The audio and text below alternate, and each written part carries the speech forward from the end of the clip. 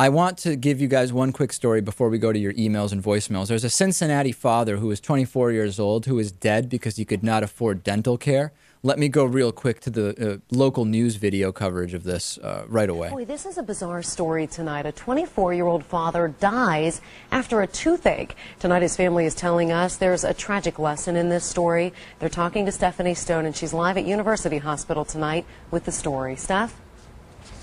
Doctors here at University Hospital say it's rare, and even they are shocked by what happened to Kyle Willis. It was a problem he ignored for 2 weeks, but no one ever thought that problem would kill him. All right, so as we can see here, dental insurance is something that is often just not in the debate about health insurance. And this is an incredibly glaring case, which we know this from every Surgeon General's report about oral health in America, that oral dental problems can lead to heart and lung disease, diabetes, stroke, premature birth, which we recently talked about, low birth weight.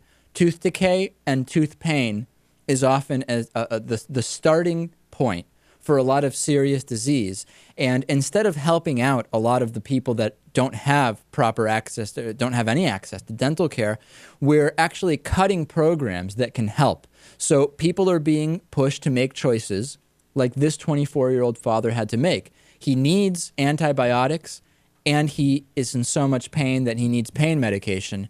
He can only afford one. So instead of a 10-day course of antibiotics, he goes with the painkillers, and he ends up dying. This is yet another example of something that simply should not be happening in a country at the level of development that the United States is at. And this is not a unique story. This happened to a 12-year-old in 2007. What do people do when they're unemployed or don't have insurance? Where do they go? They go to the emergency room. It costs the supposed conservatives who don't want national health care money anyway. And sometimes they end up dying. And you know what? If we want to just look at the financial side of it, the Social Security benefits that his children will now receive until they turn 18 are going to be much more expensive than if we had provided the dental care to this individual.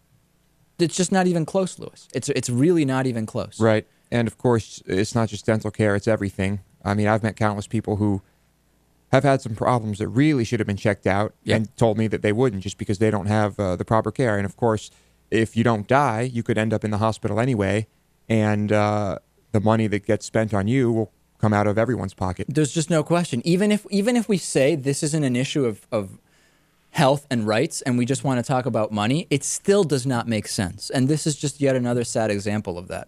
When will it change? I don't know.